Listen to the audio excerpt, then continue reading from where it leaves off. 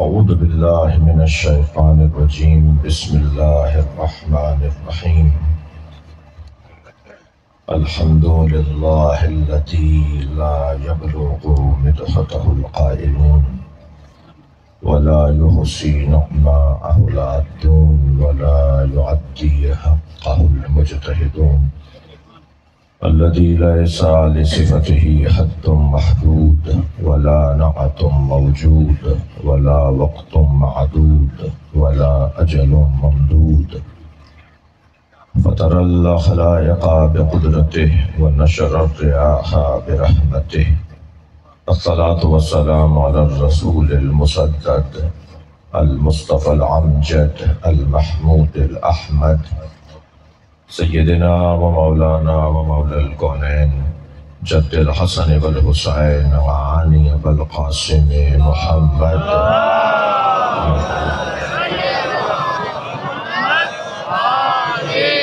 وآلہ الطیبین الطاہرین المعصومین الذین قال اللہ انما یرید اللہ لیذہب عنکم الرجس اہل البیت ویطہرکم تطہیرا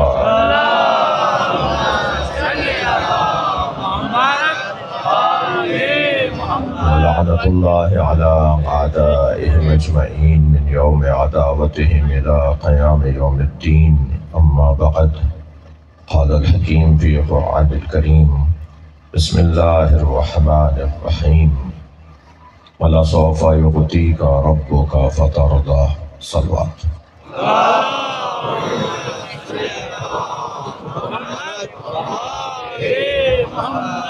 ایک اور بلند صلوات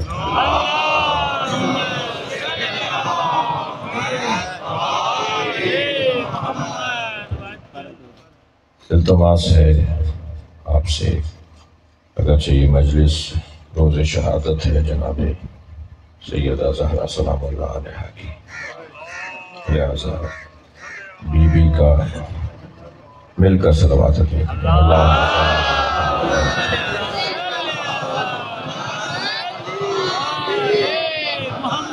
ہمارے ہاں رسم ہے کہ خاص شہادت کے دن اپنے مرحومین کو یاد نہیں کرتے، صرف بی بی کی بات ہو، صرف مولا کی بات ہو، لیکن اس مجلس کے بانی اور بہت ساری مجالس کی رونق میرے حج کے ساتھی، زیارات، اپنی اولاد کی تعلیم، تربیت، پرورش، ان کی شادیاں، ایک کامیاب زندگی گزارنے والی، ایک عبادت گزار جس کی نمازیں قضا نہ ہو، جس کی نماز شب قضا نہ ہو، جو انجمن امامیہ کے ممبر ہوں، جو یہ مجلس اس کے علاوہ اور عزاداری کی بنیاد جنہوں نے ڈالی ہو، میری مراد حاجی زوار، عزادار دیدار علی جتوئی، ابن مسکین علی جتوئی، میں بی بی کے صدقے میں آپ سے دعا کروں، دعا کے لیے کہہ رہا ہوں کہ ایک سورہ فاتحہ ان کے لیے تلاوت کریں۔ بسم اللہ الرحمن الرحیم الرحمن الرحیم مالک یوم الدین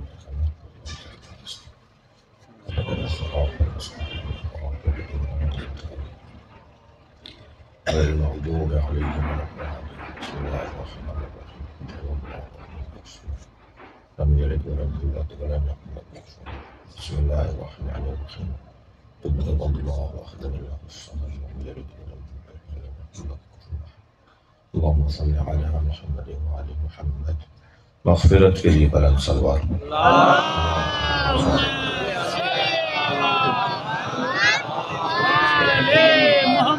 میری گزارش ہے کہ اس طرح کی شخصیات جو نیکیوں کے بانی ہوتے ہیں، جو خوبیوں کی بنیادیں ڈالتے ہیں، ان کا تذکرہ آئندہ آنے والی نسل کے سامنے دہرایا جانا چاہیے کہ کامیابی کسے کہتے ہیں۔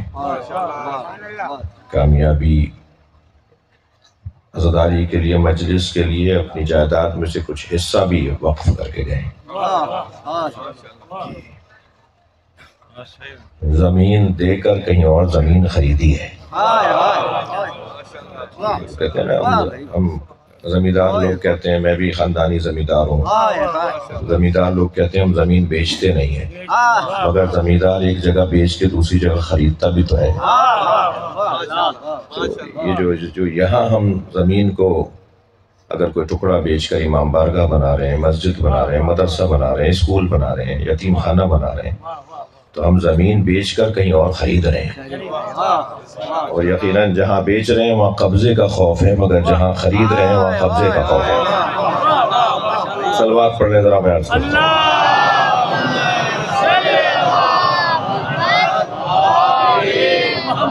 میں نے آپ کے سامنے سورہ مبارکہ ضحیٰ کی 4 آیت تلاوت کی ہے. اللہ اپنے اس کلام میں اپنے حبیب سے مخاطب ہے، اپنے نبی سے بات کر رہا ہے اور پیارے محبوب کو تسلی دے رہا ہے. میں لفظوں کو بہتر کروں کہ ساری دنیا اللہ کو راضی کرتی ہے، اللہ مصطفیٰ کو راضی کر رہا ہے. ایک عبد کے لیے یہ کتنا بڑا مقام ہے، ایک بندے کے لیے یہ کتنا بڑا مقام ہے کہ اس کا معبود اسے خوش کرنا چاہتا ہے. ہمیشہ معبود کے ذریعے سے عبد پہچانا جاتا ہے، ہمیشہ مولا کے ذریعے سے مولائی پہچانا جاتا ہے، ہمیشہ مالک کے ذریعے سے مملوک پہچانا جاتا ہے. جی یہ کون عبد ہے اللہ کا کہ اس کے ذریعے سے اللہ پہچانا جاتا ہے. سبحان الذی اسریٰ بعبدہ، بابرکت ہے وہ ذات جو اپنے بندے کو معراج پر لے گئے.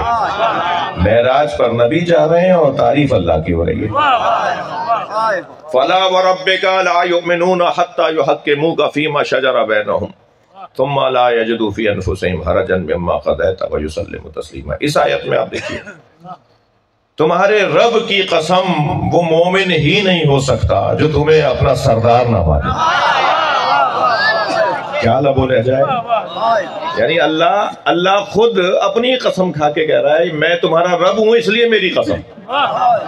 فلا وربک، تمہارے رب کی قسم وہ مومن ہی نہیں ہو سکتا جو تمہیں اپنا سردار نہ مانے، جو تمہارے فیصلوں کو تسلیم نہ کرے، جو تمہارے ہر فیصلے کو مان نہ لیتا ہو، وہ مومن ہی نہیں ہو سکتا. جو نبی کا فیصلہ نہ مانے وہ مومن نہیں ہے، وہ امیر المومنین کیسے ہو سکتا ہے؟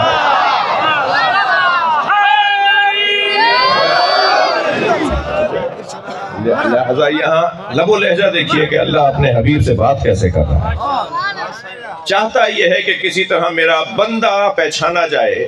جتنا نبی پہچانے جائیں گے اتنا اللہ سمجھ میں آئے گا. یہ گھرانہ میں اور آپ اس دروازے پہ جو بیٹھے ہیں نا، ہم میرٹ کے مطابق بیٹھے ہیں. ان کا حق ہے کہ ان کے دروازے پر ایسے ہی جوتیاں اتار کے آیا جائے. اس گھرانے کا حق ہے،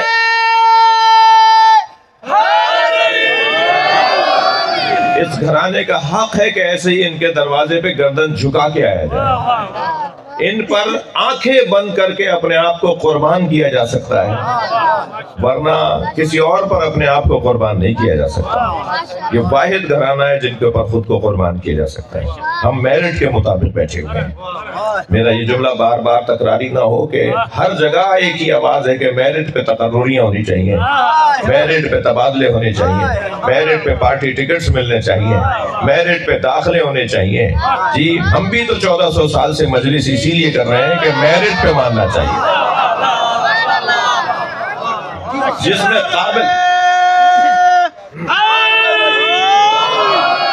جس میں قابلیت ہے، جس میں اہلیت ہے، جس میں صلاحیت ہے، جس میں معیار ہے، اسی کو ماننا چاہیے. میں ہرگز یہ نہیں کہہ رہا کہ شہر میں اگر 15 ڈاکٹر مطب کھلے ہوئے ہیں تو آپ اس کے پاس کیوں گئے ہیں، اس کے پاس کیوں نہیں گئے. تو آپ کا جواب یہ آئے گا کہ ہم اس کے پاس اس لیے گئے کہ یہ بیسٹ ہے، یہ بہتر ہے. یہ کسی بیسٹ اور بہتر کے پاس جانے کا مطلب یہ نہیں ہے کہ دوسرا ڈاکٹر ہی نہیں ہے، مگر فطری طور پر ہم بہتر سے بہتر کی تلاش میں رہتے ہیں. تو کم سے کم اتنا ضرور مانو کہ بہتر سے بہتر اگر کوئی ہے تو اسے علی کہتے ہیں.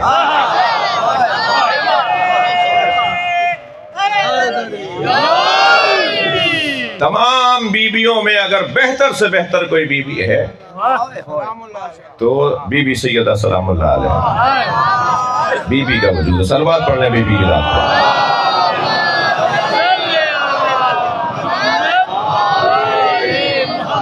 اور یہ تو ہوا دعویٰ. یہ جو میں بات کر رہا تھا ابھی یہ دعویٰ ہے.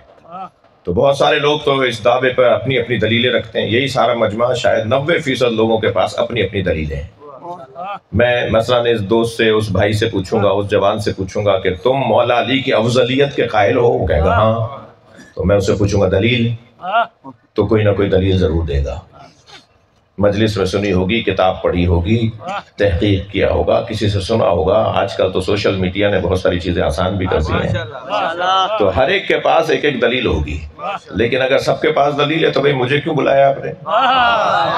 تو اب کچھ باتیں میں بھی کروں گا تاکہ دلیلوں پہ دلیلیں بن جائیں، اور جس کے پاس دلیل ہے اس کو اور ایک دلیل مل جائے، اور جس کے پاس دلیل نہیں ہے وہ بھی یہاں سے خالی دامن نہ جائے، اپنا تعلق اہل بیت کے ساتھ گہرا کر کے جائے. اور عزیزان گرامی، آپ بھی کیسوں میں اپنے مسائل میں وکیل کرتے ہیں، اور وکیل عدالت میں جا کے کیس لڑتا ہے. کام وہ آپ بھی کر سکتے ہیں، مگر یہ کام آپ کسی اور کو دے دیتے ہیں کہ وہ ماہر ہوتا ہے اس کام میں. اس کا کام ہی یہ ہوتا ہے، صبح شام کام ہی یہ کر رہا ہے. وہ تو انگلیوں پہ بتا دیتا ہے کہ اس کیس کا حال کیا ہے. ایسا ہی ہے. میری اور آپ کی کتنی بڑی عزت ہے، ہم ذاکرین کا کتنی بڑی عزت ہے اگر ہم قربتاً اللہ سیدہ کی بات کریں، اگر ہم اللہ کی خاطر مولا علی کی بات کریں. تو اصل بحث اور گفتگو یہ ہے کہ یہ گھرانہ افضل گھرانہ، اور نبی مکرم نے اپنے بعد جو انسانی اقدار اور تہذیب اور اخلاقیات اور کمالات کے لیے، اس لیے کہ میں اچھا انسان ہوں گا تو پھر اچھا سنی یا شیعہ بنوں گا، پھر جب میں اچھا انسان ہوں گا تو پھر اچھا شیعہ اور سنی بنوں گا، پھر اچھا مسلمان بنوں گا، پھر اچھا. اصل تو انسانی بنیاد ہے. میری انسانی بنیادیں مضبوط کرنے کے لیے نبی مکرم کیا فرمایا سرکار نے؟ انما بعثت لاتمم مکارم الاخلاق. یہ نہیں فرمایا سرکار نے. میں جو کہنا چاہ رہا ہوں وہی سنا جائے، اللہ کر یہاں سے کلپ کٹ نہ جائے. سرکار نے یہ نہیں فرمایا میں نمازیں پڑھوانے آیا ہوں. کلپ مت کاٹ دینا یہاں سے. میں نے جلدی سے اس لیے بولا ہے کہ یہیں سے کلپ بھی کٹ جاتا ہے نا، کہ مولانا نماز کی مخالفت کر رہے تھے. نہیں، میں کچھ کہنا چاہ رہا ہوں. سرکار نے یہ نہیں فرمایا کہ میں روزے رکھوانے آیا ہوں. سرکار نے یہ نہیں فرمایا میں حج کروانے آیا ہوں. سرکار نے فرمایا میں تمہیں انسان بنانے آیا ہوں. انما بعثت لاتمم مکارم الاخلاق. میں اخلاقیات کو کمال پر پہنچانے کے لیے آیا ہوں. جو قدریں ہیں نا، انسانی قدریں ہیں، انسانی اخلاقیات ہیں، میں انہیں کمال پر پہنچانے کے لیے آیا ہوں. اگر یہ بات میرے بچے جوانوں کے ذہن میں بیٹھ جائے کہ نبی مکرم ہمیں اچھا انسان بنانے کے لیے آئے ہیں، جب ہم اچھے انسان بن جائیں گے تو خود بخود اللہ کا سجدہ کریں گے. جب ہم اچھے انسان بن جائیں گے تو کبھی ماہ رمضان کا روزہ چھوڑیں گے نہیں. جب ہم اچھے انسان بن جائیں گے تو کبھی پیسہ ہوگا اور حج نہ کرنے جائیں یہ ناممکن ہوگا. جب ہم اچھے انسان بن جائیں گے تو ہمیں انسان سمجھ میں آنے لگے گا، اور جب ہمیں انسان سمجھ میں آنے لگے گا تو پھر سب سے بڑے انسان کے آگے جھکیں گے جسے علی کہتے ہیں.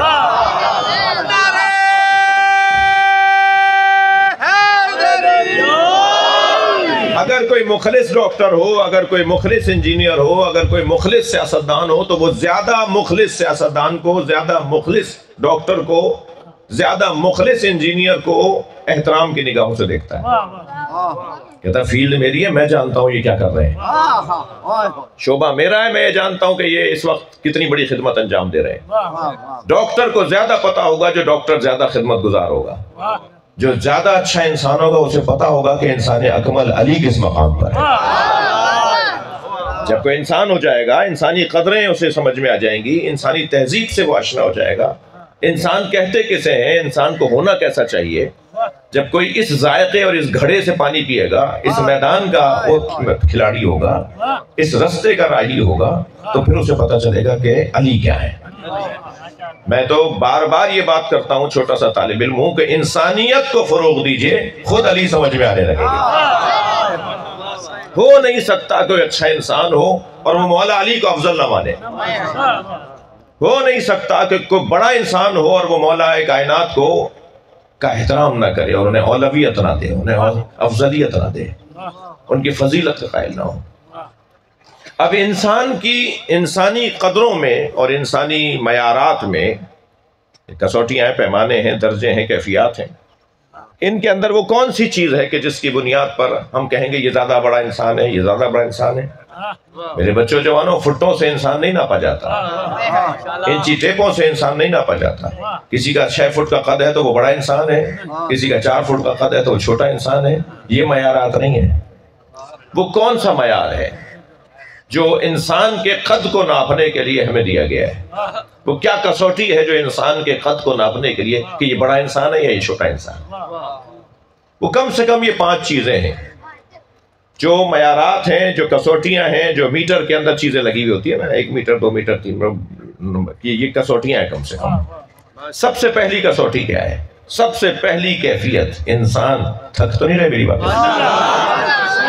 سب سے پہلا معیار کسی انسان کو ناپنے کا ہے اس کا علم. اچھا، علم بھی منزل نہیں ہے، ہاں، مگر پہلی منزل علم ہے، مگر صرف علم اور معلومات کا ذخیرہ علم نہیں ہے. میں لفظوں کو بہتر کرتا ہوں. علم جب میں کہہ رہا ہوں تو علم سے مراد کمپیوٹر کی طرح معلومات کا ذخیرہ علم نہیں ہوتا. علم تو وہ ہوتا ہی نہیں ہے جو عمل کے ساتھ جڑا ہوا نہ ہو. ناممکن ہے کوئی عالم ہو اور عامل نہ ہو. یہ بجلی پیچھے سے توانائی آ رہی ہے اس تار کے ذریعے، تب یہ مائک چل رہا ہے. ہمیں بجلی نظر نہیں آ رہی مگر یہ مائک کی آواز سمجھ میں آ رہی ہے. یہ بلب جل رہا ہے یا مثال کے طور پہ یہ مائک چل رہا ہے تو وہ جو اس کے پیچھے انرجی ہے وہ ہمیں نظر نہیں آ رہی مگر یہ روشن بلب نظر آ رہا ہے. مثلا یہ چلتا ہوا مائک نظر آ رہا ہے. اس چلتے ہوئے مائک کے پیچھے ایک توانائی ہے. اگر میرا عمل بہتر سے بہتر ہے تو اس کے پیچھے ایک توانائی ہے جسے علم کہتے ہیں. علم جتنا مضبوط ہوتا چلا جائے گا وہاں نتیجہ اور بہتر ہوتا چلا جائے گا. لہذا مولا علی نے کسوٹی دی. مولا فرماتے ہیں نہج البلاغہ میں، یخبرکم علمہم یخبرکم حلمہم عن علمہم. اہل بیت کا حلم ان کے علم کا پتہ بتائے گا. یعنی علم کے ساتھ جو چیز جڑی ہوئی ہے وہ ہے علم. علم اور حلم. حلوے والا ہاں، مولوی ہو نا تو حلوہ مجھے یاد آ گیا ہے. حلوے والی ہاں، علم کے ساتھ جڑا ہوا ہے حلم. بردباری، حوصلہ مندی، توان مندی، ہمت، برداشت، تحمل مزاجی، سنگینی. بات بات میں وہ اپنے ہاتھوں سے نہ نکلتا ہو، چھوٹی چھوٹی باتوں پر وہ غصہ نہ کرتا ہو، اس کے اندر ٹھہراؤ ہو، اس کی طبیعت بتاتی ہو، اس کا بولنا بتاتا ہو بڑا آدمی ہے، اس کی چال بتاتی ہو یہ بڑا آدمی ہے. جی، فیصلوں میں، معاملات میں، الجھنوں میں، خاص طور پہ مصائب اور مشکلات میں جب پریشانیوں کے اندر وہ پہاڑ کی طرح کھڑا ہو، جب مسائل اور مشکلات کے اندر وہ ڈٹ کے کھڑا ہو اور وہ اپنے نظریے سے ہاتھ نہ اٹھائے تو سمجھیں یہ عالم ہے، یہ اس کے پاس علم ہے. ٹھیک ہے، علم نور ہے. العلم نور یقذف اللہ فی قلبہ من یشاء. علم ایک نور ہے، اللہ جس کے دل میں چاہتا ہے وہ نور ڈال دیتا ہے. بعض اوقات بعض لوگ ڈبل پی ایچ ڈی ہوتے ہیں اور گفتگو سے لگتا ہے کہ ان سے بڑا کوئی جاہل نہیں ہے، مجھے معاف کیجیے گا. جی، میں نے بڑے بڑے لوگ دیکھے ہیں کہ اتنا بڑی بڑی ڈگریاں ان کے پاس ہیں، اتنے بڑی بڑی سیٹیں کرسیاں ان کے پاس ہیں، ان کی باتیں تو سنو، ان کا ہلکا پن تو دیکھو. اور بعض اوقات بہت کم پڑھا ہوا ہوتا ہے مگر اس کی سنگینی بتاتی ہے کہ جتنا پڑھا ہے اس پہ عمل کرتا ہے. صحابہ کرام مولا نبی سے 10 آیتیں لے کر جاتے تھے اور جب تک ان 10 آیتوں پر عمل نہیں کر لیتے تھے دوسری 10 نہیں لیتے تھے. آیتیں تو ساری یاد تھیں انہیں، حافظ قرآن تھے زیادہ تر، مگر نبی سے کہتے تھے کہ کوئی 10 آیتیں دے دیجئے جس پر میں عمل کر لوں. اور پھر 10 آیتوں پر بعض صحابیوں نے تو ساری زندگی لگا دی اور 10 آیتوں سے زیادہ انہوں نے عمل نہیں کیا. یعنی انہوں نے کہا یہی بہت ہے، اسی پر ہم قائم رہیں، یہی بہت ہے. حضرت ابو ذر غفاری کے آنے پہ مولا علی کھڑے ہو گئے. ایک صحابی نے پوچھا آپ نے ابو ذر کا خاص احترام فرمایا. مولا علی نے فرمایا ابو ذر 10 آیتوں کے فقیہ ہیں. ابو ذر غفاری رضی اللہ تعالیٰ عنہ 10 آیتوں کے فقیہ ہوں تو علی کھڑے ہو جاتے ہوں. علی جو پورے قرآن کے فقیہ تھے تو نبی کھڑے ہوں گے یا نہیں ہوں گے؟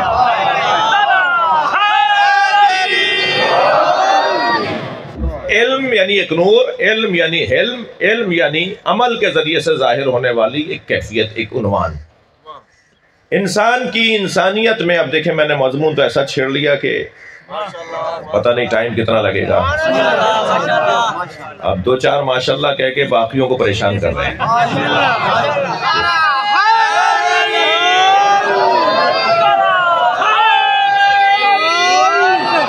بلند صلوات.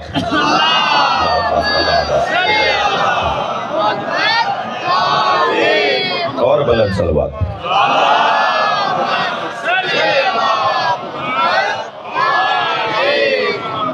لہذا علم ایک پیمانہ ہے کسی کے بہتر انسان ہونے کا. کوئی یہ نہیں بولے کہ صاحب بغیر علم کے انسان بن جائے گا. وہ علم چاہے نور کی صورت میں کسی کے پاس ذخیرہ زیادہ ہے، کسی کے پاس کم ہے، مگر عمل کی صورت میں اگر آ رہا ہے، علم عمل کی صورت میں اگر آ رہا ہے، علم عمل کی صورت میں ظاہر ہو رہا ہے. سب سے پہلا عنوان علم ہے. ہم حضرت آدم کے افضل ہونے کے قائل ہیں یا فرشتوں کے؟ حضرت آدم فرشتوں سے افضل ہے نا؟ تھوڑی گردن ہلا دو بچوں. حضرت آدم علیہ السلام افضل ہے فرشتوں سے. کس بنیاد پر؟ کیوں افضل ہے؟ علم کی بنیاد. دونوں کے سامنے اللہ نے اسما رکھے اور دونوں سے سوال کیا، فرشتوں سے بھی حضرت آدم سے بھی. قرآن ہے نا یہ. حضرت آدم نے بتا دیا، فرشتے نہیں بتا سکے. تو حضرت آدم کو اللہ نے افضل قرار دیا اور فرشتوں سے کہا کہ آدم کو سجدہ کرو. تو اب جو زیادہ بڑا عالم ہوگا اس کے سامنے وہ جھکے گا جو اس سے کم عالم ہے. جھکنے کا بھی پیمانہ معلوم ہو گیا نا، کس کو کس کے سامنے جھکنا ہے، کس کو کس کی تعظیم کرنی ہے. جو بڑا عالم ہے، اچھا ایسا نہیں ہے کہ فرشتے عالم نہیں تھے. فرشتوں نے کہا ما لا علم الا ما علمتنا، علم ہے ہمارے پاس مگر وہی ہے جو تو نے دیا ہے. یعنی فرشتے جاہل نہیں تھے معاذ اللہ، فرشتوں کے پاس علم تھا مگر انہوں نے کہا جتنا تو نے دیا اتنا ہی ہے ہمارے پاس علم. تو حضرت آدم کے پاس جتنا دیا تھا اس سے زیادہ تھا کیا دونوں کو آدم کو زیادہ علم دیا، فرشتوں کو کم دیا اور پھر پیپر ایک جیسا لیا ہے کیا؟ نہیں، دونوں کو ایک جیسا علم دیا، دونوں کو ایک جیسا پڑھا کر اللہ نے پیپر لیا ہے. فرق دونوں میں یہ ہے کہ ایک پڑھنے کے بعد نتیجہ نکالنے کی صلاحیت لیتا ہے اور ایک نتیجہ نہیں نکال پایا. لہذا وہ زیادہ افضل ہو گیا جو اپنے علم کا نتیجہ لے رہا ہے. علم کا نتیجہ لینا اس کی افضلیت کی دلیل بن گیا، ورنہ دونوں کے پاس علم تھا اور پھر فرشتے مفضول قرار پائے اور حضرت آدم افضل قرار پائے. تو یہ قاعدہ ہے یا نہیں کہ افضل وہ ہوگا جس کے پاس علم زیادہ ہوگا اور علم کا وہ فائدہ لے رہا ہوگا. عزیزان گرامی، یہی دلیل میرے بچوں، یہی دلیل ہے مولا علی کی بعد از نبی ساری امت سے افضل ہو رہی ہے. نبی کے علاوہ، سرکار دو جہاں کے علاوہ مولا علی سب سے افضل ہیں. دلیل یہی ہے کہ علی کے پاس علم سب سے زیادہ تھا. میں 1,40,000 صحابیوں کے نام بتاؤں یا ان کے نام بتا دوں کہ جن کے بارے میں مسلمانوں کو کوئی شبہ ہے کہ علی افضل تھے یا حضرت ابوبکر افضل تھے، علی افضل تھے یا حضرت عمر افضل تھے؟ بحث تو انہی کے بارے میں ہے. کسی اور صحابی حضرت سلمان فارسی کے بارے میں کہیں آپ نے سنا ہے کہ کسی نے کہا سلمان فارسی زیادہ علی سے افضل تھے؟ حضرت ابو ذر کے بارے میں کسی نے آج تک آپ کے سامنے بات کی ہے کہ حضرت ابو ذر حضرت علی سے افضل تھے؟ بات ہی کر رہے ہیں کہ حضرت ابو بکر افضل تھے، پھر حضرت عمر افضل تھے، پھر حضرت عثمان افضل تھے، پھر علی چوتھے نمبر پر فضیلت میں تھے. علی فضیلت میں چوتھے نمبر پر ہیں. تو میں انہی تینوں ہستیوں سے پوچھ لیتا ہوں کہ آپ کیا بولتے ہیں؟ بھئی آپ کے مریدین تو بہت بولتے ہیں مگر آپ فرما دیجئے کہ آپ کیا بولتے ہیں. تو جب حضرت ابوبکر سے سوال کیا تو مولا علی کے ایک جواب دینے پہ حضرت ابوبکر نے فرمایا لم تلد النساء مثل علی بن ابی طالب، کائنات میں کوئی عورت ہی نہیں ہے جس سے علی جیسا بچہ جنا.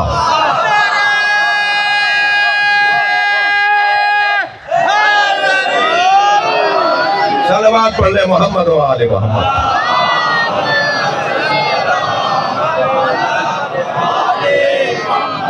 حضرت ابوبکر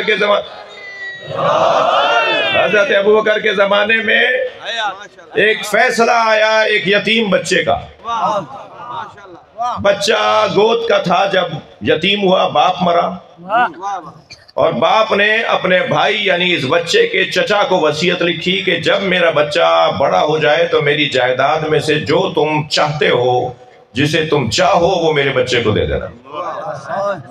لہذا وہ جب بڑا ہوا تو چاچا نے 5% مثلاً اگر 20 کروڑ تھے تو 2 لاکھ روپے اپنے یتیم بھتیجے کو دے دیے. یہ چلا گیا عدالت میں شکایت لے کر.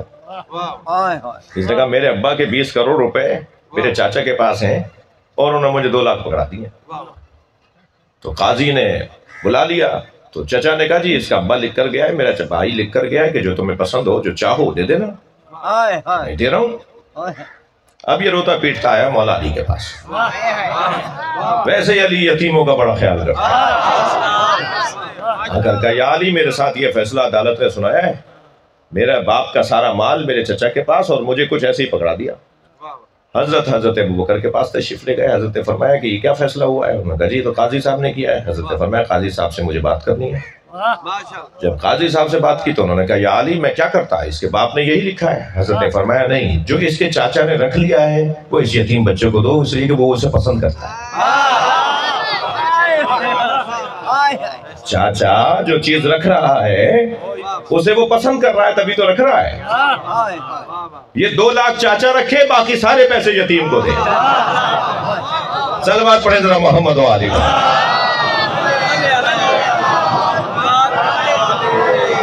علی کی ذہانت تو علی بن ابی طالب کے میں گزارش کروں گا، سفارش کروں گا جوانوں سے کہ مولا علی کے فیصلوں پر کتابیں لکھی گئی ہیں. جو مولا علی نے فیصلے کیے ہیں وہ کتابیں لکھی گئی ہیں. صرف مولا علی کے فیصلے پڑھ لیں تو میرا ذہن تیز ہو جائے گا. میتھ کے اور جیومیٹری کے اور جو ہے وہ الجبرا کے اور فلکیات کے اور نہ جانے کس کس زاویے سے مولا علی نے فیصلوں کو، لوگوں کے مسئلوں کو حل کیا ہے. جدید ترین آج کے جو تعلیمی معیارات ہیں، علی بن ابی طالب نے 1400 سال پہلے ان کسوٹیوں پر فیصلے کیے. علم علی کی بات ہو رہی ہے. پھر پوچھ لیتے ہیں حضرت عمر سے کہ آپ کیا فرماتے ہیں حضرت علی کے مقام علم کے بارے میں. تو 1-2 مرتبہ نہیں، 70 مرتبہ حضرت عمر نے فرمایا لولا علی لہلک عمر، اگر علی نہ ہوتے تو عمر ہلاک ہو گیا ہوتا.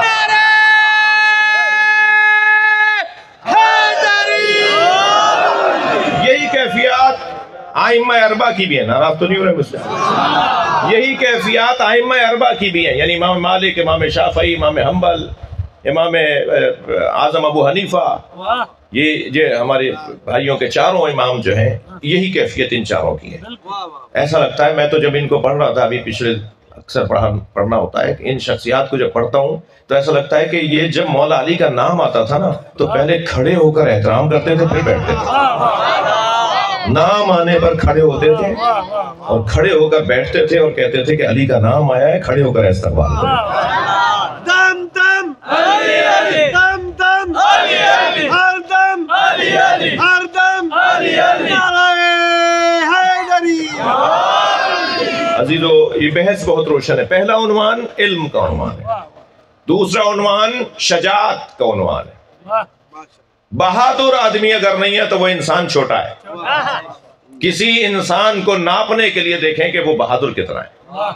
بزدل آدمی انسان نہیں ہوتا، ہوتا ہے انسان نما ہوتا ہے. جیسے کھیت میں لکڑی پہ خمیز چڑھا کے گاڑ دیتے ہیں نا، جانور سمجھتے ہیں کہ انسان کھڑا ہے. ایسے ہمارے معاشرے میں بہت سارے انسان ہیں جو گلیوں میں پھرتے نظر آتے ہیں، جو بازاروں میں گھومتے نظر آتے ہیں.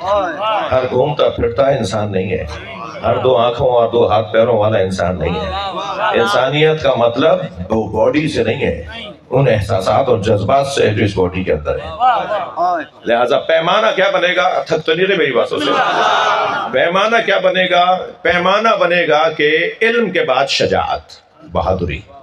بزدلوں کا کوئی تعلق انسانیت سے نہیں ہے، ہمت والا، حوصلے والا. تیسرا پیمانہ انسانیت کا ہے سخاوت. انسانیت کو ناپا جائے گا سخاوت سے. جو پیسہ اور دولت اور جائیداد کسی پہ خرچ نہ کرتا ہو، کسی کے خاطر نہ جیتا ہو، वो कुछ भी होगा, इंसान नहीं है। चौथा उन्वान है गैरत। अगर किसी के अंदर गैरत नहीं है तो वो इंसान नहीं है। और लफ्ज गैरत को समझने के लिए गैर को समझना पड़ेगा, और गैर को समझने के लिए फासले को समझना होगा कि किस बुनियाद पर वो गैर है और किस बुनियाद पर ये अपना है। वो जो बुनियाद है ना, वो जो दीवार है, उसे उसकी शनाख्त करनी पड़ेगी। क्यों ये गैर, किस बुनियाद पर गैर? भाई क्यों ये अपना है, ये गैर कहाँ है? बाज़ औक़ात लोग गलत बोल रहे होते हैं, किसी को गैर बोल देते हैं। वो गैर नहीं होता, वो अपना होता है। तो वो गैर और अपने के दरमियान जो उसूल है, कायदा है, फासला है, वो जो कसौटी है, पैमाना है, जिसे दीवार कहते हैं, दीवार उठेगी ना कि बाहर वाला गैर, अंदर वाला अपना, ऐसे क्या? तो वो जो दीवार है वो किस बुनियाद पर है, किस बुनियाद पर गैरत को तसव्वुर किया जाएगा? तो नाराज ना हो तो कह दूं, जो दीवार है ना वो अल्लाह, रसूल और अली है। ये तीन उन्वानात हैं जिसे दीवार कहते हैं। अगर वो सामने वाला या यहां बैठने वाला या दूर खड़ा होने वाला अल्लाह का दुश्मन है तो ये मेरा गैर है।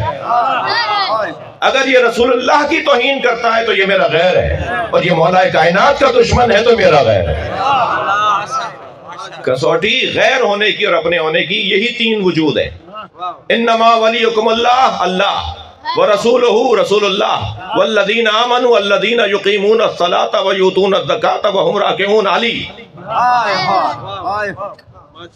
तीसरा उन्वान मौला अली का है ना, ये कुरान के मुताबिक बात कर रहा हूँ जी। हमारे कलमे ही तीन है, ला इलाहा इल्लल्लाह मुहम्मदुर रसूलुल्लाह अली वलियुल्लाह। सुन्नियों के भी यही तीन कलमे हैं। आज नहीं मान रहे, कल मानेंगे। मैं आपको कसम अल्लाह की खा के कहता हूँ, सुन्नियों के भी यही तीन कलमे हैं, ला इलाहा इल्लल्लाह मुहम्मदुर रसूलुल्लाह अली वलियुल्लाह। सुन्नियों का भी यही कलमा है। ये आज इनके मौलवी मानने नहीं दे रहे, कल मानेंगे। थोड़ी सी हिम्मत करो, शिया बिरादरी से करो, थोड़ा सा सब्र करो, थोड़ा सी हिकमत से चलो, दानाई से चलो, समझदारी से चलो। सबको अली के दरवाजे पे आना है, सब आएंगे इस दरवाजे पर, आज नहीं कल सबको आना है। मैं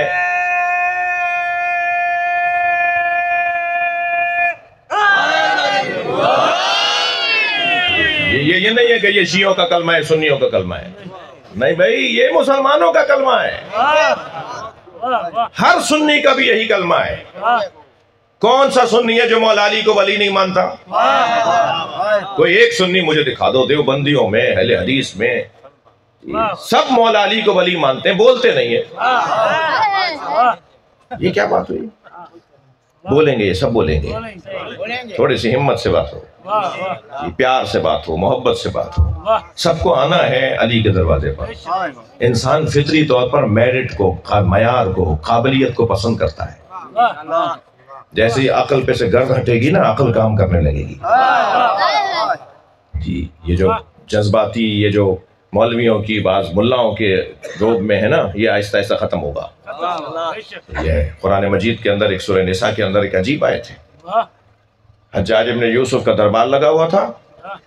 उसने अपने दरबारियों से कहा कि एक आयत मेरी कमर तोड़ रही है, एक आयत मुझे थका रही है, जब भी पढ़ता हूं ये आयत मुझे थकाती है।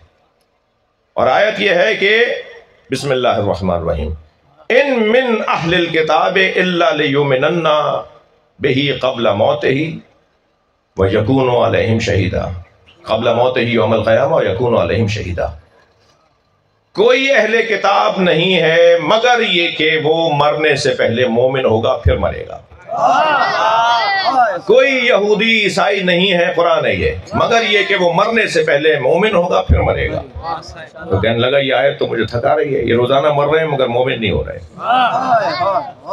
कुरान कह रहा है ये मोमिन हुए बगैर मरेंगे नहीं, कुरान ये कह रहा है। और मैं रोजाना देख रहा हूँ ईसाइयों की, किसी की खबर आ जाती है फलां कबीले के 2 ईसाई का इंतकाल हो गया, फलां यहूदी इंतकाल कर गया, मगर वो मोमिन नहीं हुआ। तो मैं कुरान मानूं या इनके मरने को देखूं? तो ये आयत तो मुझे थका रही है। तो दरबार में एक शख्स बैठा था, उसने कहा जी अगर जान की अमान हो तो कुछ कहूं। उन्होंने कहा जान की अमान है। कहा ये तो आखिरी जमाने की आयत है जब हजरत मेहदी ज़ुहूर फरमाएंगे, तो कोई ईसाई नहीं रहेगा, कोई यहूदी नहीं रहेगा, मगर ये वो अली और वलीउल्लाह तक कलमा पढ़ेगा।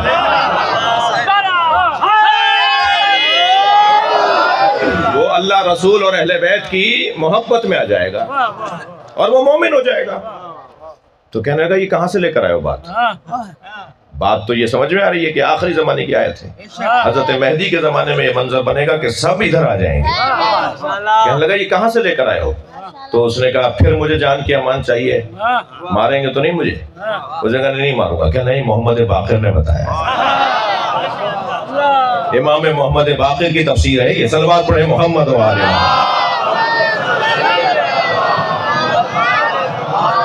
और बुलंद सलवात मौला की जात पे।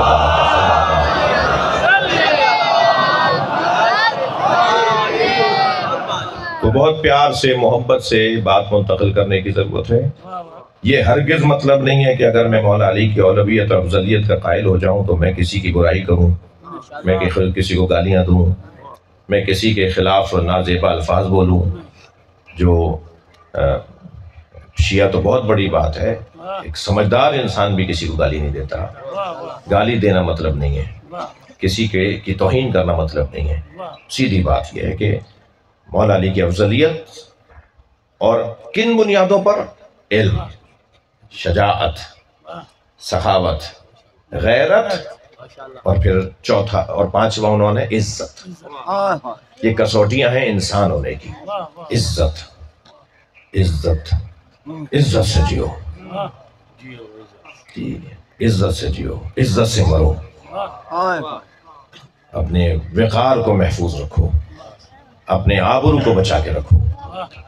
ये उन्वान है कि इंसान होने का जो इस कसौटी पर पूरा उतरता हो, बल्कि सज कर उतरता हो। सिर्फ पूरा ही ना उतरता हो, सज कर उतरता हो, उसे अली कहते हैं। और उस अली को नबी का हुक्म यह है कि जो मेरी फातिमा हुक्म दे उसे मान लेना।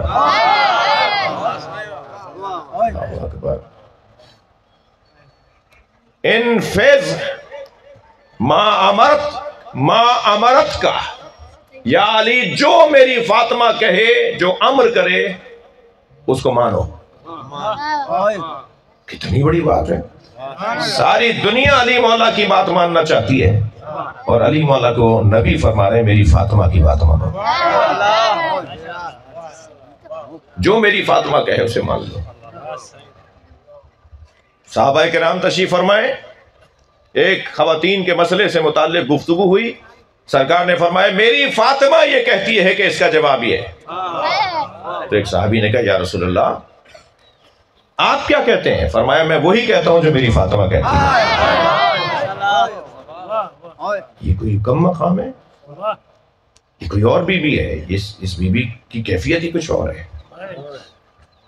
जी फरमाते मैं सोचता था जब ये आयत मुझ पर नाजिल हुई और मैं इसको पढ़ता हूं कि हजरत मरियम को जो अल्लाह ने मकाम अता किया कि जन्नत से उनके लिए खाने आते हैं, मेरी फातिमा के लिए कब आएगा?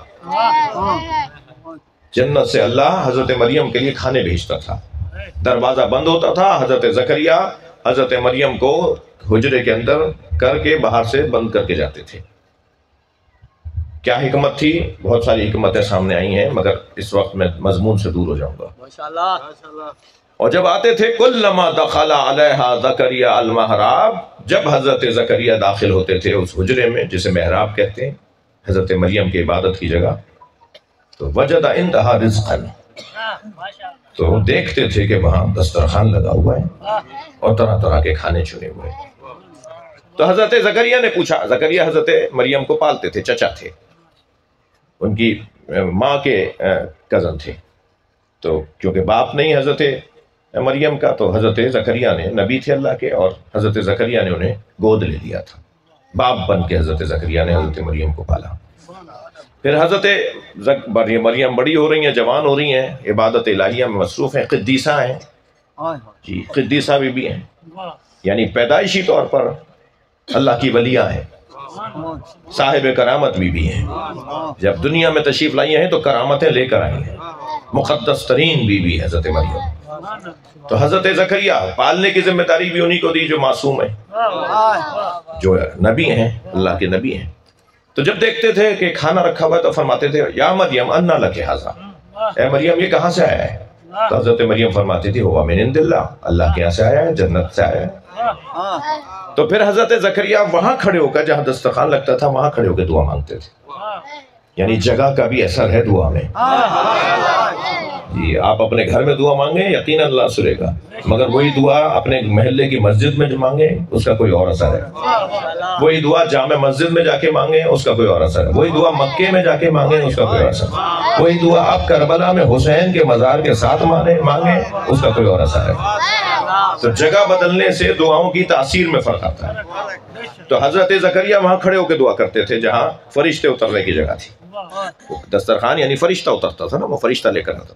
نبی فرماتے ہیں کہ جب یہ میں قرآن کی آیت مجھ پہ نازل ہوئی، قرآن ہے یہ سورہ مریم ہے، اور میں اسے پڑھتا ہوں تو مجھے خیال آتا تھا کہ اللہ میری فاطمہ کو یہ مقام کب دے گا.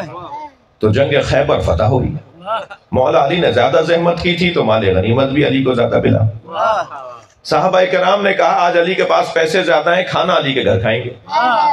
ادھر علی رستے میں سارا مال بانٹتے ہوئے فقیروں میں آ گئے. فقیروں میں علی نے مال غنیمت جو ملا تھا وہ سب بانٹ دیا. ویسے ہی گھر میں آ گئے جیسے خالیات پہلے تھے. ادھر گھر میں فاقہ ہو رہا ہے، ادھر گھر پہ مہمان آ گئے کہ کھانا ہم کھائیں گے. مولا علی نے جناب زہرا سے فرمایا فاطمہ ہمارے گھر مہمان آئے ہیں، ہمارے گھر میں کچھ کھانے کو ہے. حضرت نے فرمایا ہمارے گھر میں فاقے ہیں مگر آپ دسترخوان بچھائیں. مولا علی دسترخوان بچھا رہے ہیں، ادھر جناب زہرا حجرے کے اندر ہیں، اپنے گھر کے اندر ہیں. مولا نبی اپنی بیٹی سے ملنے کے لیے گھر میں گئے ہیں تو کیا دیکھا جناب زہرا کے سامنے دسترخوان لگا ہوا ہے اور طرح طرح کے ان گنت کھانے لگے ہوئے ہیں اور ایسی ایسی غذائیں سجی ہوئی ہیں جو مکے اور مدینے میں کسی نے دیکھی نہیں. تو وہی سوال کیا یا فاطمہ انا لک ھذا، اے میری فاطمہ یہ کہاں سے آیا؟ فرمایا ہوا من عند اللہ، یہ اللہ کی طرف. وہی جواب جو حضرت مریم نے قرآن میں دیا ہے. فرمایا یہ میرے اللہ کی طرف سے مجھے اللہ نے دسترخوان بھیجا ہے. تو فوراً نبی نے سجدے میں سر رکھا اور دعا کی، اور دعا یہ کی کہ یا اللہ میری فاطمہ کی نسل میں برکت عطا فرما. اللہ اکبر. اور پھر ایک مرتبہ مولا کائنات تشریف لائے اور فرمایا یا علی یہ دیکھو میری فاطمہ کو اللہ نے وہ مقام دیا ہے جو مریم کو اللہ دیتا تھا. اور اس کے بعد کا جملہ ہے جو میں آپ کو ہدیہ کر رہا ہوں. مولا نبی فرماتے ہیں ھذہ جفنۃ التی یاکل منھا القائم. جفنا کہتے ہیں دسترخوان جب سج جاتا ہے نا، جب کھانے لگا دیے جاتے ہیں، مہمانوں کو کہا جاتا ہے کہ آئیے کھانا کھائیے. دسترخوان سجنے کے بعد جو کیفیت ایک دسترخوان کی ہوتی ہے اسے جفنا کہتے ہیں عربی میں. نبی فرما رہے ہیں ھذہ جفنۃ التی یاکل منھا القائم، یہ وہی دسترخوان ہے جس سے ہمارا مہدی کھانا کھائے گا. اللہ اکبر. ایک جملہ ہدیہ کر رہا ہوں عزیزو، توجہ سے سنیے گا. ساری دنیا جناب زہرا کا کھاتی ہے، ساری دنیا امام مہدی کا کھاتی ہے، اور امام مہدی جناب زہرا کا کھاتے ہیں. حضرت امام مہدی جس دسترخوان سے کھانا کھاتے ہیں وہ جناب زہرا کا دسترخوان. ہم سب بھی سیدہ کے دسترخوان کا کھاتے ہیں.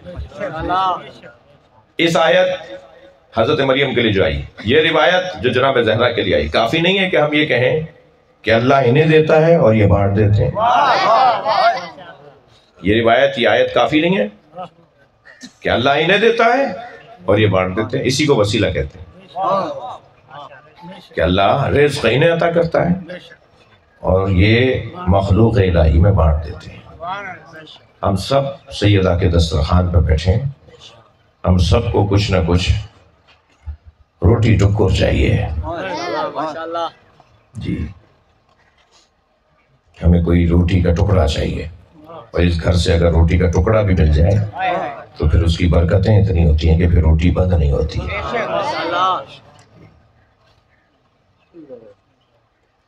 اللہ اکبر. جی عزیزو، یہ کھلانے والا گھرانہ ہے. اس وقت بھی بی بی کے نام کا دسترخوان جگہ جگہ لگا ہوا ہے. خود ہم جو اپنی نوکری، کاروبار، اپنی آمدنی سے کھا رہے ہیں وہ انہی کے صدقے میں کھا رہے ہیں. یعنی صرف یہ نہیں ہے کہ مجلس کی نیاز بی بی کا دسترخوان ہے، ہماری تنخواہیں، ہمارا کاروبار، ہماری آمدنی بھی بی بی کا صدقہ ہے، ہم انہی کا کھا رہے ہیں. نہج البلاغہ میں مولا علی کا ایک فقرہ ہے. مولا فرماتے ہیں کیف یصفی لا یقاس بنا اہل البیت من هذه الامہ. امت کے کسی فرد کو ہمارے ساتھ مقایسہ مت کرو. امت کے کوئی بڑے سے بڑی شخصیت کو بھی یہ مت کہو کہ وہ علی کے ساتھ علی وہ افضل ہیں یا وہ افضل ہیں، یہ والی باتیں ہمارے ساتھ نہیں کرو۔ دلیل دے رہے مولا علی، فرما رہے ہمارے ساتھ کسی کو مقایسہ نہیں کرو، ہم ہیں، ہم ہیں، ہمارے ساتھ کسی کا مقایسہ نہیں کرو۔ فرماتے ہیں کہ کیفا یصبا، وہ کیسے ان کے برابر ہو سکتے ہیں، من جرت نعمتہم، وہ اہل بیت کے برابر کیسے ہو سکتے ہیں کہ جبکہ وہ اہل بیت کا دیا کھا رہے ہوں۔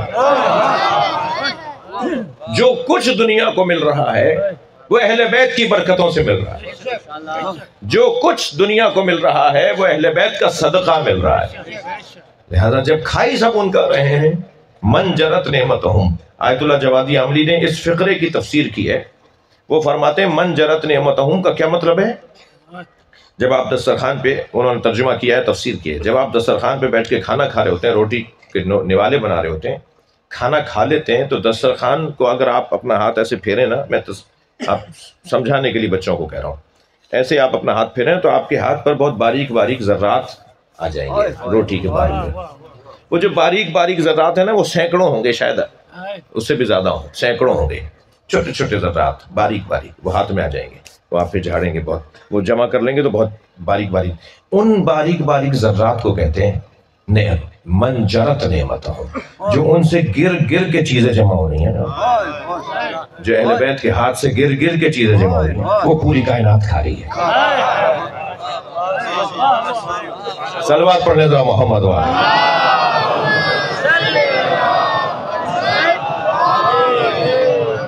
جی عزیزو، بی بی کا کرم ہے کہ اس وقت ہم ان کے نام پہ یہاں جمع ہیں۔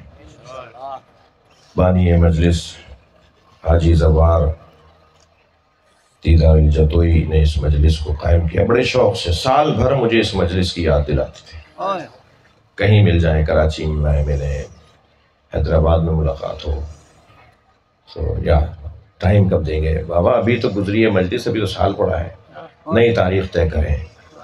اور بعض اوقات تو اتنا زیادہ وہ اصرار اور شدت سے بات کرتے تھے کہ دل کرتا تھا انہیں جلدی ٹائم دے دو ورنہ یہ پھر کہیں مجھے روک کے کھڑے ہو جائیں گے۔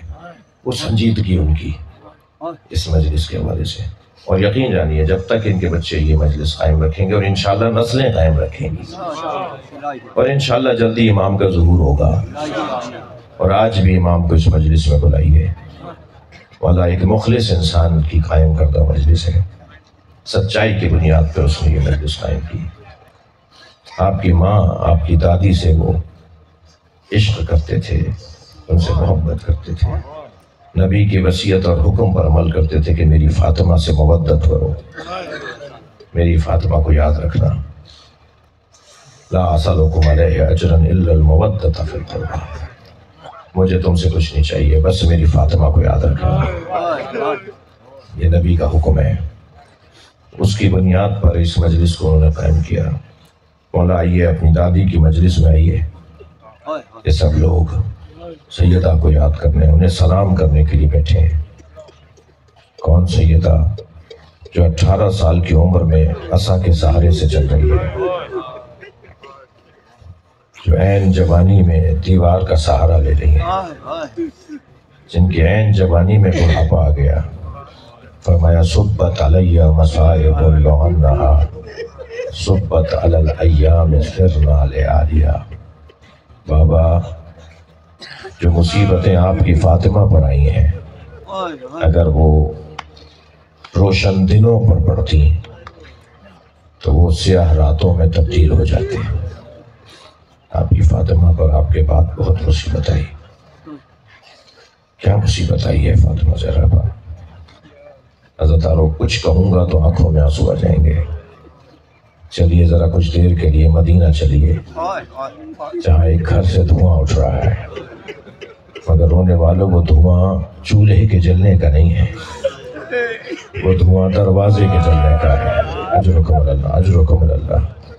اور دروازہ بھی معمولی دروازہ نہیں ہے، دروازہ بھی وہ دروازہ ہے جس پہ نبی کھڑے ہو کے سلام کرتے ہیں۔ دروازہ بھی معمولی دروازہ نہیں ہے، دروازہ وہ دروازہ ہے جس پہ فرشتے اترتے تھے۔ ایک دن سلمان فارسی آئے نبی کی رحلت کے بعد، बीवी को पुरसा देने के लिए आए। और सुनेंगे 3 दिन के बाद आए। नबी की रहलत के बाद तीसरे दिन ये वाक़या हुआ और फिर सलमान फारसी इस वाक़े के 3 दिन के बाद बीवी के दरवाजे पर आए। दरवाज़ा बजाया, अंदर से कनीज़ ने पूछा तो कहा मैं सलमान हूँ, मैं बीवी को सलाम करने आया हूँ। तो बीवी दरवाजे के पीछे आई और सलमान को एक ज़र्फ बढ़ाकर जिसमें खजूरें रखी हुई थी, सलमान को ज़र्फ बढ़ा के कहा सलमान, अरब दुनिया में भी, ईरान इराक़ में ख़ासतौर पे हमारे यहाँ भी बात जगह है, जब कोई फातिहा के लिए जाता है ना किसी के पास ताज़ियत करने जाता है तो उसे खजूर पेश करते हैं। सोयम की मजलिसों में हमारे यहाँ मुख्तलिफ चीज़ें बांटी जाती हैं, चने बांटे जाते हैं।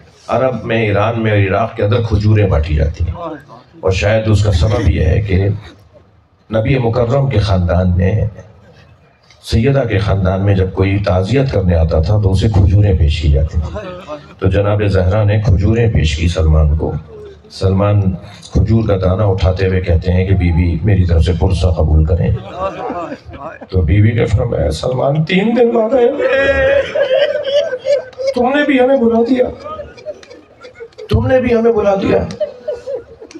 यानी बीवी को सलमान से गिला हुआ कि तुम तो पहले दिन आके खड़े होते ना, ये तुम 3 दिन बाद क्यों आए। जी, यहाँ एक और रोने का भी तो मकाम है। सलमान तो 3 दिन बाद आ गए ना, उम्मत तो नहीं आई ना, बल्कि नबी के बाद पुरसा देने आए नबी की बेटी को। एक ही तो बेटी है जी। नबी के बाद नबी को पुरसा देने आए हैं, तो पुरसा कैसे दिया जाता है? दरवाजा जगाया जाता है, धमकियां लगाई जाती हैं। 50 लोग आए थे सैयदा के घर। इत्तफाक से किताब मेरी गाड़ी में है, 43 किताबें हैं अहले सुन्नत की जो मैंने दिखाई हैं। ये जो मैं पढ़ रहा हूँ ना, ये जो मैं बातें कर रहा हूँ, ये 43 किताबें हैं हमारे भाइयों की जो मैंने खोल खोल के दिखाई हैं। और वो मेरे पास किताबी शक्ल में स्कैन शुदा किताबें मौजूद हैं जी। नबी की रहलत के बाद उम्मत पुरसा देने आती ना, कहती नबी की रहलत तो ये बेटी को जाके पुरसा दे। हाँ आए, 50 लोग आए दरवाजे पर, मगर सुनेंगे 50 लोगों ने आकर जब ये कहा ना हम इस घर को आग लगा देंगे, तो जनाब ज़हरा ने फरमाया बाबा ये आपकी उम्मत को क्या हो गया। सैयदा ने फरियादें की हैं अपने बाबा को पुकार पुकार के, बाबा अभी तो आपका कफन भी मैला नहीं हुआ। एक मुहावरे में बात बोला जाता है ना इस तरह में, बाबा अभी तो आपको गए हुए दुनिया से कुछ ही दिन गुजरे हैं, ये आपकी उम्मत को क्या हो गया। तो जब बीबी ने फरियादें की तो सब मुंह मोड़ मोड़ के रोने लगे और आहिस्ता आहिस्ता जाने लगे। इल्ला अशरा, इब्न क़ुतैबा ने लिखा है सुन्नी आलिम में अल इमामत व सियासत के अंदर, इल्ला अशरा 10 लोग बाकी रह गए। उन 10 लोगों ने दरवाजे पे लकड़ियां जमा की और जब लकड़ियों को आग लगा दी और दरवाजा जलने लगा तो एक शख्स ने अपने गुलाम को नफुस से कहा इसे लात मार के गिरा दे। दरवाजा जलता हुआ गिरा है तो जनाब ज़हरा दरवाजे की जद में आई हैं और दरवाजे में एक लोहे की कील थी जिसने सैयदा की पसलियां तोड़ दी। अजरुकुम अल्लाह, अजरुकुम अल्लाह। आपकी आवाज़ें बुलंद हो रही हैं, जिनके मजहब में रोना जायज़ है वो तकल्लुफ़ करके ना रोए। अल्लाह आपको कोई गम न दे सिवाय गम अहले बैत के। इस कैफियत में जनाब ज़हरा दरवाजे की जद में है और एक आवाज़ गूंज रही है, फिज़ा मेरा मोहसिन शहीद हो गया, फिज़ा मेरा मोहसिन शहीद हो गया, मेरा बच्चा मेरे शिकम में शहीद हो गया। अजरुकुम अल्लाह। और फिर उसके बाद लोग गए हैं और मौला के साथ जो हुआ है वो तारीख है, बाकायदा किताबों में लिखा हुआ है कि अली को ऐसे खींच कर ले जा रहे थे। अब ये जवान सवाल करता है, आज का सुन्नी नया बच्चा सवाल करता है, ये कैसे शेर खुदा कर सकते, कैसे किसकी मजाल थी जो शेर खुदा के साथ ऐसा करे, जो अल्लाह का शेर हो उसको क्यों कोई कैसे पकड़ के ले जा सकता है। तो जिसका जवाब दे दूं, नबी ने अपनी रहलत के आखिरी दिन अली का हाथ पकड़ के कहा मुझसे एक वादा करो, मेरे बाद तुम्हारी ज़ौजा पे हाथ उठाया जाएगा, तुम तलवार नहीं उठाओगे। और मौला अली जब भी जनाब ज़हरा को याद करके रोते थे ना तो इस अहद को, इस वादे को दोहराते थे और कहते थे अगर मैंने नबी से वादा ना किया होता तो मैं मदीने की गलियों को खून से रंगीन कर देता। मजाल थी किसी की हैदर करार के साथ ऐसा करे। हाँ सही कह रहे हो तुम, मगर बात पूरी सुनो ना। नबी ने फरमाया या अली मेरे बाद तलवार नहीं उठाओगे। इस घराने का खुलूस देखिए, हम अपने घर पे मुसीबत बर्दाश्त कर लेंगे, मगर हम तलवार उठा के मुसलमानों में खूंरेजी नहीं करेंगे। हम अपने आप को कुर्बान कर देंगे मगर अल्लाह का कलमा बाकी रहे। अगर किसी को नबी के 3 दिन के बाद दरवाजा जलना समझ में नहीं आता तो 50 साल के बाद करबला में खेमे जलना कैसे समझ में आता? अजरुकुम अल्लाह, अजरुकुम अल्लाह। आपकी आवाजें बुलंद हो गई। नबी के पूरे 50 साल के बाद नबी के सारे घर को मार दिया। पूरे 50 साल के बाद। अभी तो सहाबी जिंदा थे, अभी तो उन्होंने देखा था हुसैन इब्न अली को कि नबी के दोष पर बैठे होते थे, नबी के सीने पर बैठे होते थे। मैं जब गया अभी पिछले दिनों मौलाना तारिक जमील से कुछ महीने पहले मिलने के लिए, तो उन्होंने अपनी हवेली में अपनी बैठक पे जहाँ उनके औताक है वहाँ मूड़े लगाए हुए थे, तो एक चारपाई पे सफेद चादर बिछाई हुई थी, गाँव तकिया लगाए हुए थे, बड़ा सजाया हुआ था। मैं ये समझा कि शायद किसी खास मेहमान के लिए सजाया हुआ है, तो मेरा हाथ पकड़ के मुझे उस चारपाई पे बिठाया। तो मैंने कहा आप मेरे बड़े हैं, बुजुर्ग हैं, आप बैठे हैं। कहने लगे नहीं आप सैयद हैं। कहते हैं कि हमारी फलां किताब में ये रिवायत लिखी हुई है कि हजरत इमाम हुसैन एक तवील सफर से लौटे, मदीने में दाखिल हुए, उनका आते हुए घोड़ा सबने देखा तो सब जमा हो गए कि हुसैन आ रहे हैं। और जैसे हुसैन का घोड़ा रुका तो सबसे पहले हजरत अबू हुरैरा ने, मौलाना तारिक जमील रिवायत सुना रहे थे कि हजरत अबू हुरैरा ने अपने अमामे को ऐसे पकड़कर खींचा तो अमामा खुल गया, पटका खुल गया पूरा। तो दौड़ते हुए गए और अपने पटके से हुसैन के जूतों से मिट्टी हटाने लगे। तो हजरत हुसैन ने कहा कि आप मेरे चाचा हैं, मेरे बाबा के दोस्त हैं, आप ये क्या कर रहे हैं, आप मेरे बड़े हैं। तो उन्होंने कहा नहीं हुसैन, मैंने इन पैरों को नबी के सीने पे देखा, मैंने इन पैरों को नबी के दोष पे देखा। वो सहाबी जिंदा थे ना जब करबला का वाक़या हुआ है। अगर नबी की दुनिया भाई, दुनिया, पैसा, हुकूमत, कुर्सी, ये बहुत सारी चीजें ऐसी हैं कि जो इंसान को इम्तिहान में डालती हैं, आजमाइश में डालती हैं।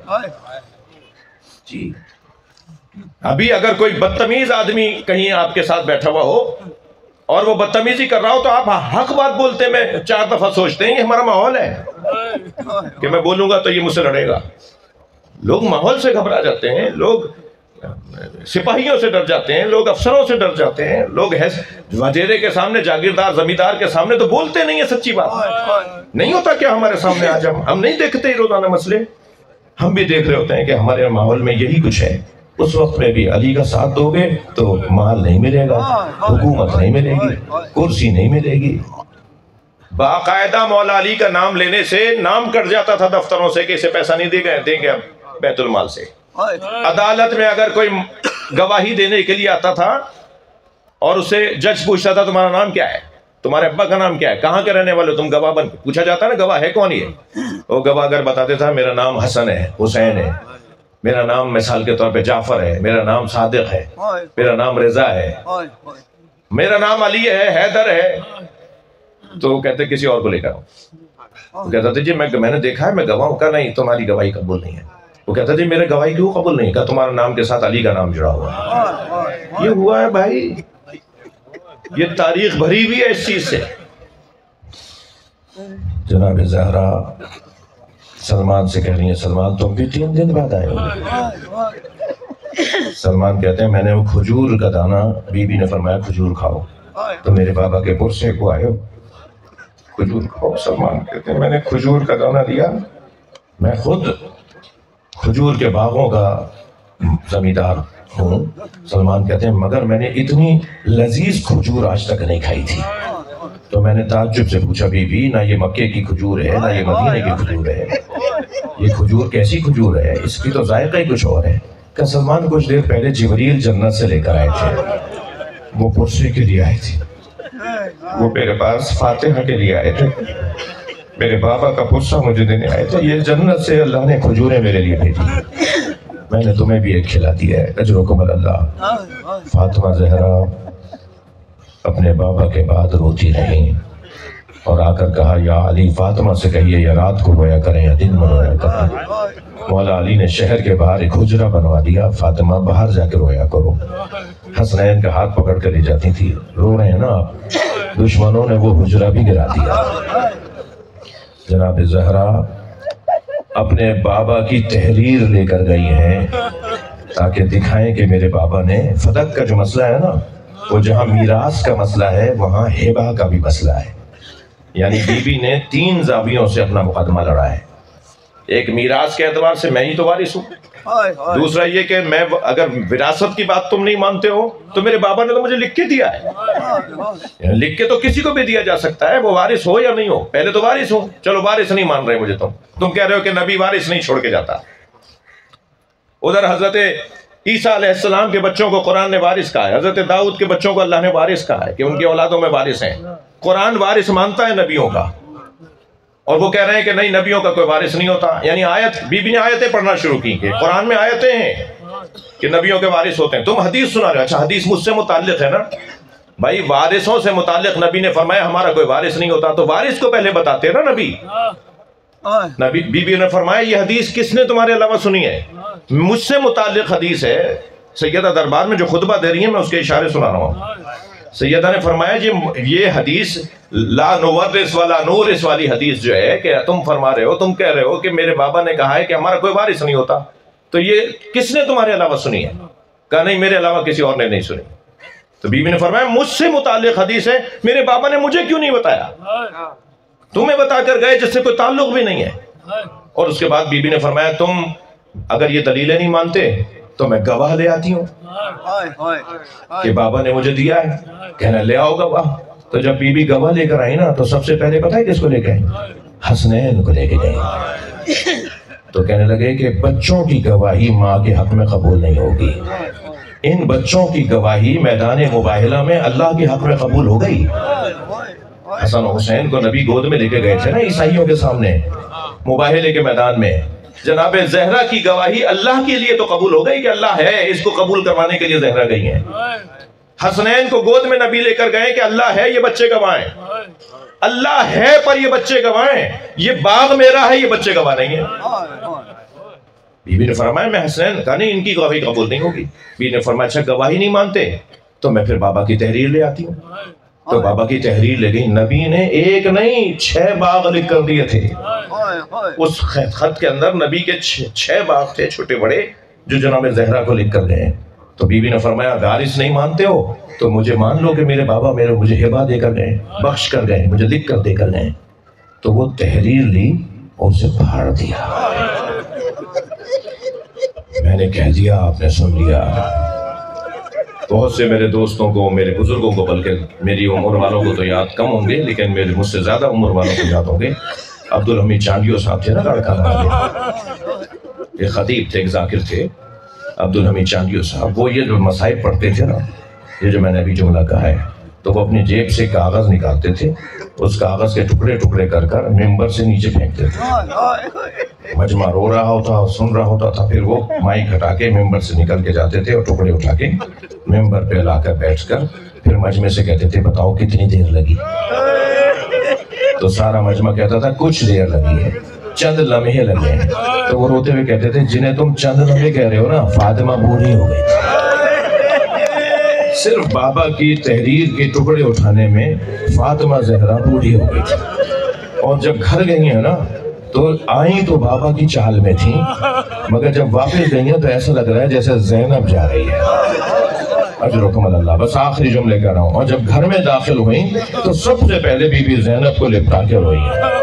بی بی زینب کو اپنے گلے سے لگا کے بہت دیر تک روتی رہی. عجب نہیں اس لیے رو رہی ہوں زینب، اب مجھے یقین ہو گیا ہے کہ تمہیں بھی کوفے کے دربار میں کھڑا کیا جائے گا، تمہیں بھی شام کے دربار میں کھڑا کیا جائے گا، میرے بچوں کو ہاتھوں میں رسی باندھ کے درباروں میں کھڑا کیا جائے گا. مگر اے میری زینب اللہ کا کلمہ بلند رہے، میرے نانا میرے بابا کا، تمہارے نانا کا کلمہ بلند رہے. اور دیکھنا اپنے بابا علی کی ولایت کی حفاظت کرتی رہنا. میرے بچے قربان ہو جائیں مگر علی کا نام باقی رہے، اللہ رسول کا نام باقی رہے. اللہ لعنت اللہ علی القوم الظالمین.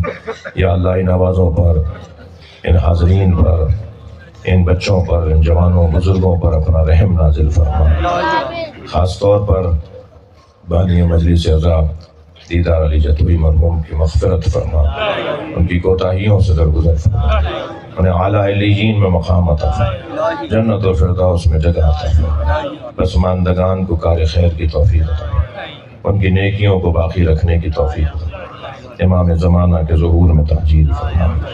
التماس کر رہا ہوں تمام حاضرین کی حاجات کے لیے، خاص طور پر بیماروں کی شفا یابی کے لیے، روزگار کے لیے، روزگار میں ترقی کے لیے، کاشتکاروں اور زمینداروں کی فصلوں میں برکت کے لیے، کاروبار کرنے والوں کی رزق میں برکت کے لیے۔ خواتین مجلس سن رہی ہیں، خاص حاجتیں ہیں، بچے بزرگوں کی تمام حاجات، بیماروں کی شفا، مظہر علی عمرانی مریض ہیں، آپ کے ذہنوں میں بھی جو مریض ہوں سب کی شفا یابی کے لیے، دعاؤں کی قبولیت کے لیے بلندر صلوات۔ اللہ